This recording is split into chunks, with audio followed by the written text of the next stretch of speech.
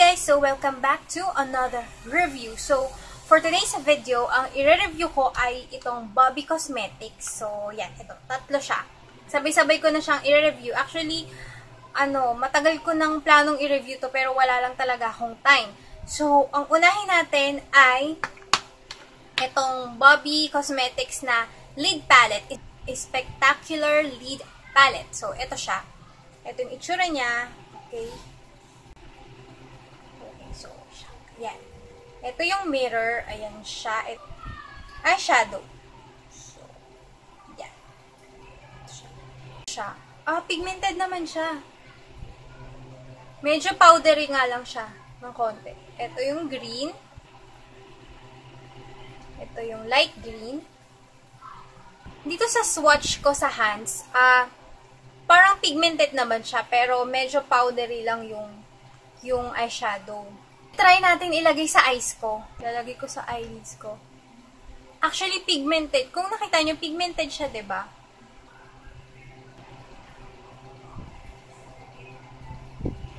Kung mapapansin nyo, wala akong nilagay na primer sa eyes ko. Pero, yun, dumikit naman siya. Ito siya.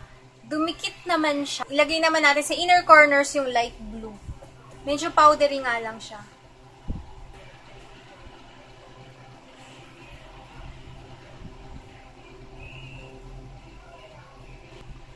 Ito yung green. Try natin yung green na.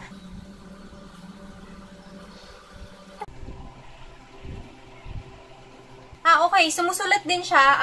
Na-apply din pala siya kapag gamit yung brush, yung dalawang dark na colors. Kung napansin nyo, brush yung ginamit ko and then, okay naman yung pagkaka-apply niya. Yung, except lang sa light colors, mahirap gamitin kapag brush, parang halos ayaw niyang dumikit. Kapag walang primer. Kasi parang yung mga regular na local eyeshadow na nabibili, ganun din yung quality naman niya. And maganda yung quality ng eyeshadow nila. Yun nga lang, medyo powdery siya. Ito. Medyo powdery siya kung napansin nyo. So, yun. So, nag-eyeliner ako tsaka konting mascara para lang makumpleto yung look ng eyes kahit paano. So, itabi muna natin to. So, next naman ay ang kanilang blush. Ito yon. I think this is 90 pesos.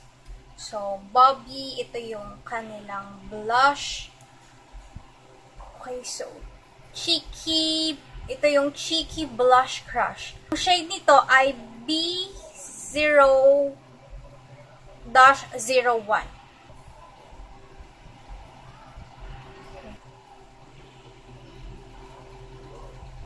And, dito na lang. Ayun. Powdery yung blush. Ito siya. Sobrang light ng pagka-pink, kaya, ayun, hindi siya ganun ka-visible. Ayun, kung nakikita nyo. Ayun, powdery siya, nalalaglag yung product. Pero, okay naman. For 90 pesos, okay naman. Ito siya. Ito siya. Nakikita nyo ba? Yan. Yung finish niya, matte yung finish, at saka very natural lang siya sa cheeks. Okay, so, next naman is this retractable eyebrow pencil with brush. So, ito siya. So, kagaya to, parang ito yung sa yung sa Etude House. Hawig siya nung ganon.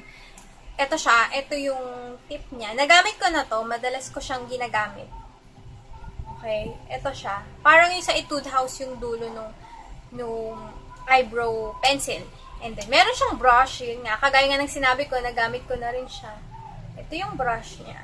Itatry natin, ilalagay ko dito sa brows ko. Medyo dark siya sa brows ko. Ginagamit ko lang to pang fill in ng mga empty spaces, pero hindi ko siya ginagamit ng buo. Tapos, pinapatungan ko siya ng ibang eyebrow pencil na kamatch ng hair ko. Pero for the sake of this tutorial, gagamitin ko siya sa buong brows ko. Okay, so yun, medyo hindi nga lang siya match sa hair ko.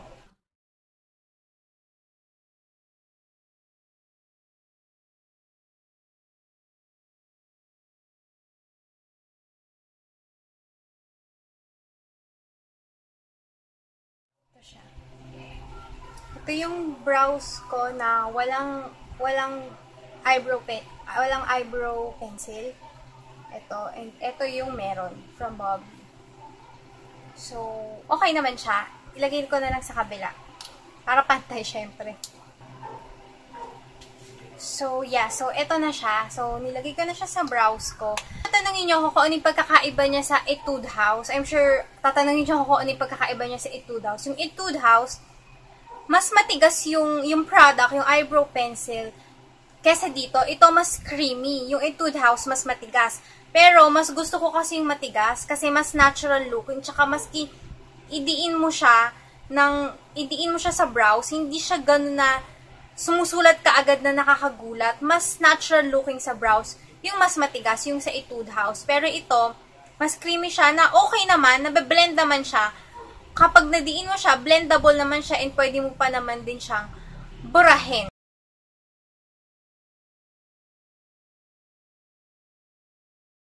Okay guys, so after 2 hours, nag-oily yung face ko, pero yung blush on, hindi ko alam kung nakikita sa camera kasi sobrang light lang nung shade ng blush. Andito pa rin siya kahit nag-oily na yung face ko. And then yung eyeshadow, kahit walang primer, andito pa rin siya. And then yung eyebrow pencil, ito pa rin yung aking brows. So, intact pa rin lahat ng makeup. So, kasi 2 hours pa lang naman. So, mamaya, babalikan ko kayo ulit. Hi guys, so after 3 hours, so eto na ang itsura ng aking face. So, as you can see, yung brows, okay pa rin, stay put pa rin siya. Hindi ko siya sinet ng brow gel, kung napansin nyo, diba? So far, okay pa rin yung shape ng brows, walang nagbago. And then sa eyeshadow, okay pa rin siya kahit walang primer. For the blush, andun pa rin. Hindi ko alam kung visible ba siya sa camera, pero andun pa rin. Try nating i-blot kung mabubura yung blush on.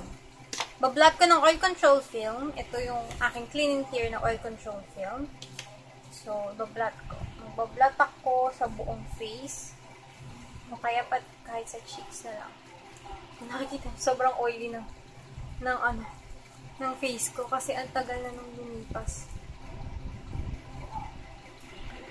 So, hindi ko alam kung nakikita sa camera, pero andun pa rin yung blush. Konting-konti, nandun pa rin.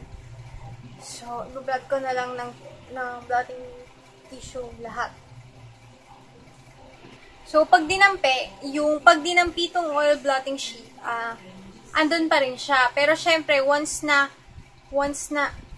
winipe mo siya, yung oil blotting sheet, medyo nabubura yung blush. So, final verdict. So, isa-isahin natin. Dito sa eyeshadow, yung packaging niya, gusto ko yung packaging niya, maganda, color pink, cute, okay? Ito siya. And, mura lang. Yung price, affordable siya. And, yung mga eyeshadow niya, ay okay naman siya. Pigmented, except for the light colors, pero okay lang naman. For the price, para sa akin, okay yung quality niya para sa presyo niya. For the blush, 90 pesos, okay din naman siya. Nothing special about this blush on and this eyeshadow. Para lang din naman siya yung regular na makeup, yung regular na blush na nabibili natin, yung regular na blush na nabibili natin locally.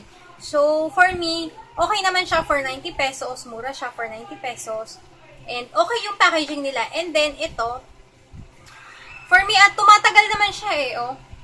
Kung ilang oras na yung lumipas, pero ito pa rin siya sa kilay ko. For me, okay yung mga products ng Bobbi. Affordable siya, tsaka maganda naman yung quality niya, and not bad para i-try. So, yun. So, sana nagustuhan nyo tong review ko. So, yun. Thank you so much for watching, and I'll see you in my next video. Bye! Kaya pala may maingay. Huli! Halika dito, halika dito. Halika dito, halika dito. Ang pusang ito. Makulit. Tingin sa camera. Ito ang pusang makulit. Makulit. Tingnan mo. Makulit siya. Nangang. Ikaw, itong salarin kung bakit nagkakagulo yung mga gamit. Tingin sa camera. Tingin. Tingin. Oh. Makulit. Makulit.